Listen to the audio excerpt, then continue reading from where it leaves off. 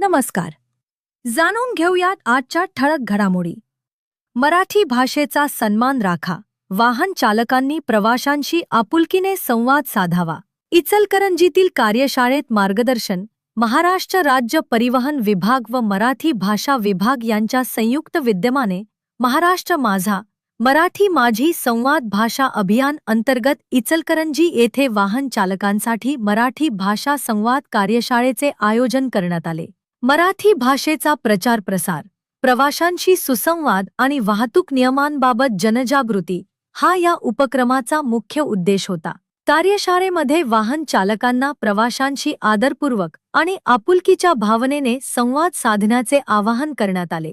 महिलांना संबोधित करताना ताई, मावशी, काकी अशा मराठमोळ्या शब्दांचा, तर पुरुषांना संबोधित करताना दादा, अण्णा, मामा, काका अशा सन्मानपूर्वक शब्दांचा वापर करावा असे मार्गदर्शन करण्यात आले.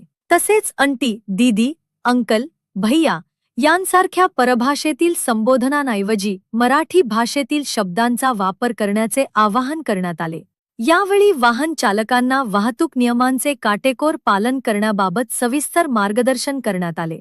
सुरक्षित वाहन चालना, वाहतूक शिस्त आणि सामाजिक जबाबदारी याबाबत जनजागृती करून प्रत्येक चालकाने जबाबदार नागरिक म्हणून नियमांचे पालन करावे असा संदेश देण्यात आला. या कार्यक्रमास वाहन चालक, परिवहन सदस्य राजेश नार्वेकर, डॉक्टर प्रदीप धवळ, नमिता कीर यांच्यासह इचलकरंजी उपप्रादेशिक परिवहन कार्यालयाचे प्रमुख व त्यांच्या संपूर्ण टीमची उपस्थिती होती.